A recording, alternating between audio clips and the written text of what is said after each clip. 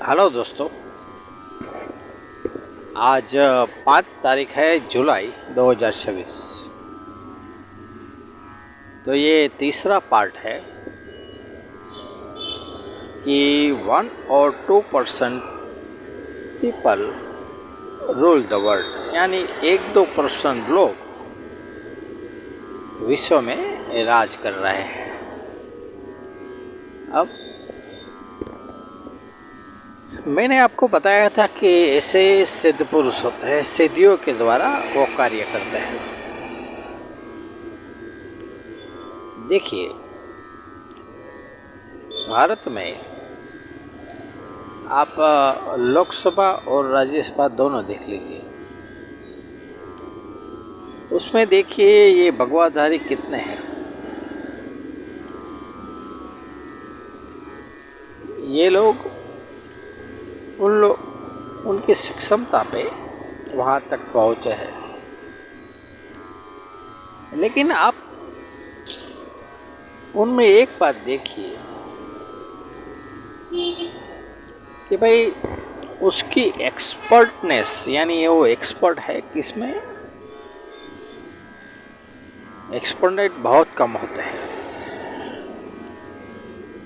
जैसे ऐसे व्यक्ति जहाँ पे रहते हैं, जहाँ पे उसका घर होगा, जहाँ पे उसका आश्रम होगा, उसके आसपास में बहुत फेमस होते हैं। उसी के अनुसार वो आगे बढ़ते हैं और लीडर बन जाते हैं। फिर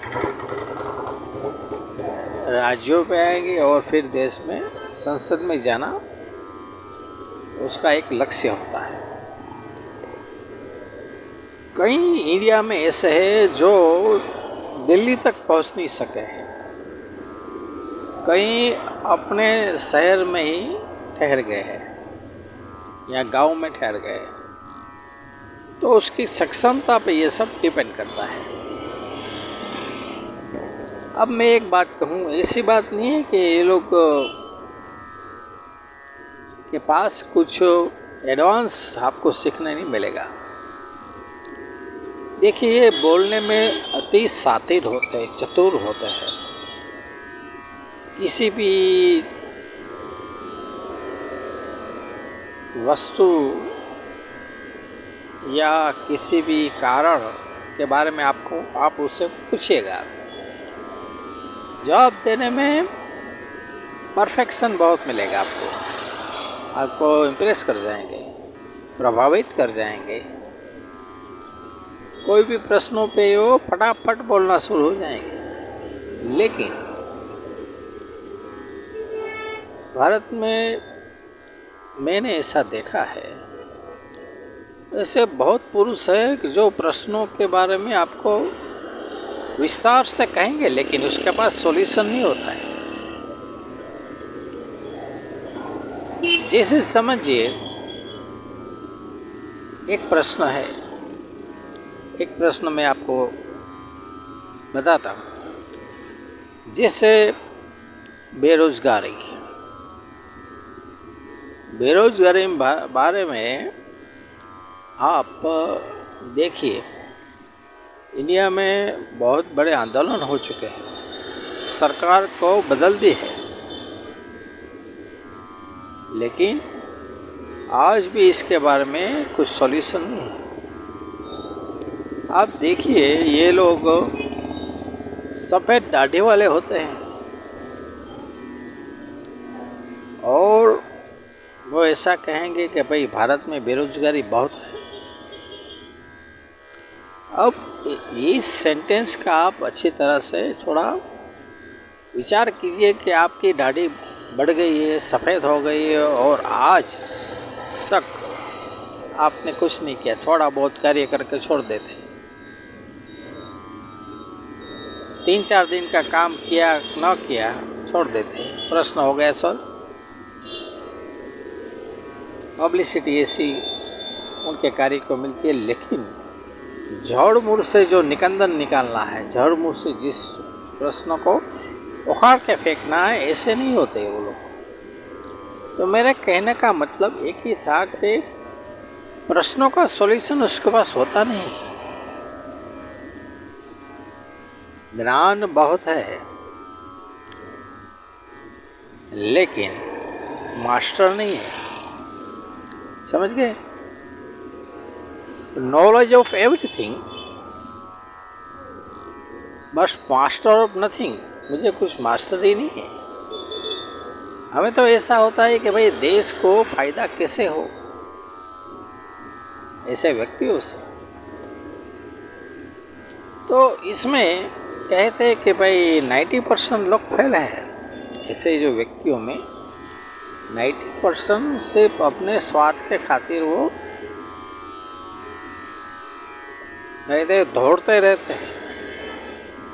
लेकिन इसमें से 10% और 1-2% आपको ऐसे मिलेंगे जो सफलता के शिखर में होते हैं। सफलता के शिखर में वो थोड़े बहुत कार्य करते हैं, उसके पास मास्टरी सर्टेन की होती है, सबकी नहीं होती हो। आपकी जानकारी के बारे में एक बता दूँ, हर एक सिद्ध पुरुष का एक ही और 2 ही फील्ड होता है। ये आपकी जानकारी के लिए मैं कह रहा हूँ। उसके ज़्यादा उसके पास नहीं होता है। नॉलेज होगा, विस्तार से बता सकेगा, लेकिन सक्षमता नहीं है। तो इस बातों पे भी हमें ध्यान देना होता है। एक कार्य उसका सफल हो गया, इसका मतलब ये नहीं होता कि हर एक चीज़ में वो मास्टर होगा। लेकिन आजकल जो भी सिचुएशन हमने देखी है और सर्कमस्टेंसेस हमने देखी है, वो आजकल के माहौल में ये लोग उसको भगवान मानने लगते हैं और सब बातों का उसके पास उकेल है। ऐसा नहीं होता है। आप थोड़ा अध्ययन करके इसके बारे में सोचना। मैं जो बात कह रहा हूँ, 1-2 चीज़ों पे ही उसकी ग्रिप होगी।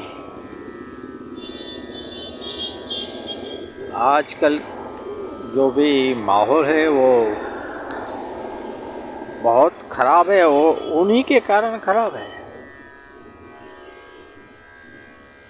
ज़्यादा उनको मानने लगते हैं, ज़्यादा उसके आदेशों को मानते। आदेश तो नहीं कहते, वो उसके जो भी फर या बार पारते उसको मानते रहते हैं। आपने कई बार ऐसा देखा होगा कि हमारे भारत में बहुत ऐसे भगवाधारी है, उनका कार्य तपस्या में होता है। तपस्या करनी है और मानव उत्थान में कार्य करना है। मनुष्य कैसे सुख शांति से बेहतर तरीके से जी सके और उसके लिए कुछ तपस्या करके जीवन को सुधारना है। लेकिन अभी हाल में तो ये सब व्यक्ति तपस्या छोड़ के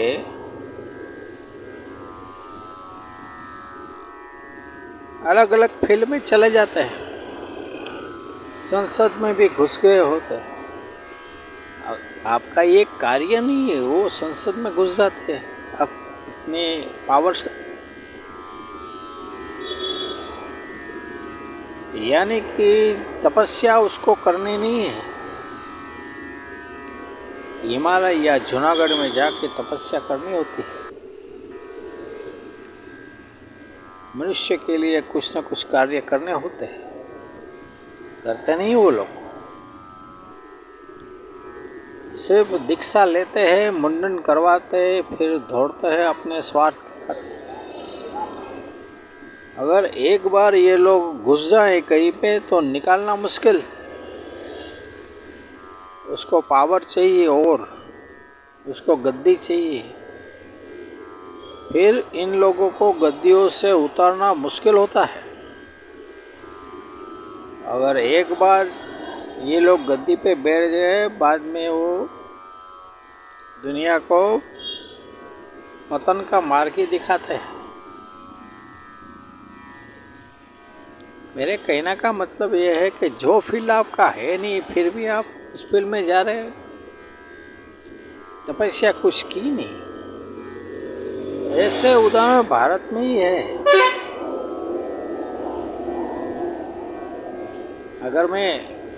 अगर आप दुनिया में अगर देखें तो ऐसा कई उदाहरण है जिसने तपस्या छोड़ के संसद का रास्ता पकड़ लिया है।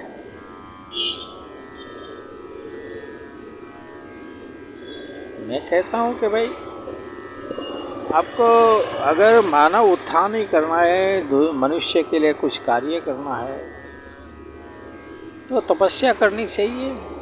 हमारे ऋषियों से थोड़ा ज्ञान लेना चाहिए। ऋषियों को वो सुनते नहीं, वो जो कहे वो सही, उसका ज्ञान सही, हम जो कह रहे वो गलत। कोई बात नहीं, क्या करेंगे। हमारे ऋषि इसमें थोड़ा वर्गीकृत करते हैं कि भाई वो वर्गीकरण करने में एक्सपर्ट होते हैं, उसका माना जाता था। लेकिन आजकल उनको भी मानते नहीं।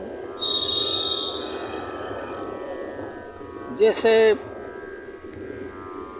कोई राजा होगा तो वो अपना एक गुरु रखेगा। गुरु होगा जंगल में, न कि उसके जो राजा का मंडल, राजा का जो सभा बढ़ती है वहाँ पे होगा। एक स्थान रखेंगे, गुरु होगा तो ठीक है, लेकिन गुरु होगा जंगल में। उसका मेन कार्य होता है तपस्या का, ध्यान का, योग का, ये सब उसके कार्य होते हैं। इसे हम धार्मिक व्यक्ति कहते हैं, और धार्मिक व्यक्तियों में ही सिद्ध पुरुष होते हैं। जितनी आप तपस्या करोगे उससे आप बढ़ जाओगे, तो आपका धीमे धीमे आपकी सिद्धियों में सिद्ध पुरुष बनते हैं। जैसी आपकी मेहनत उसी प्रकार से आपको। तो मेरे कहने का मतलब आपको यही था कि ऐसे व्यक्ति ऐसे ही घुस जाते हैं कहीं पे, ऐसा प्रवचन करने लगेंगे, आपका दिमाग खराब हो जाएगा। क्योंकि ऐसे ज्ञानी पुरुष इंडिया में अभी कम है, विश्व में भी बहुत कम है।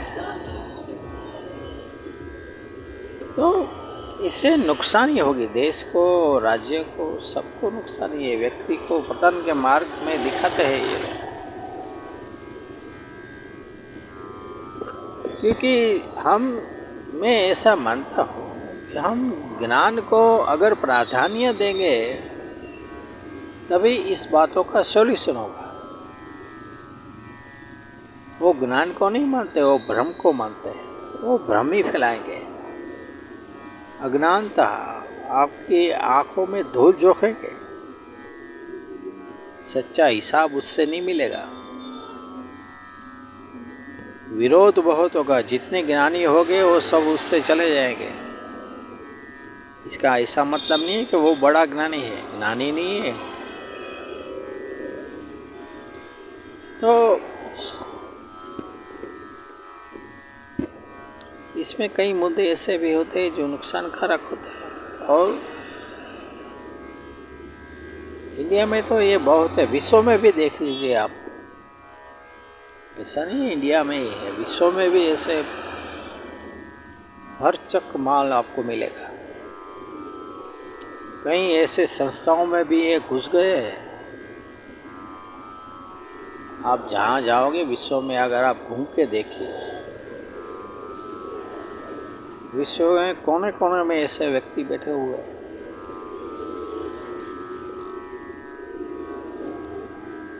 तो मैं तो ऐसा समझता हूँ विश्व को कुछ फायदा मिले इन व्यक्तियों से, जिसके मुलाकात या जिसके इंटरव्यू हम सुने, तो जो फायदेमंद हो हमारे देश के लिए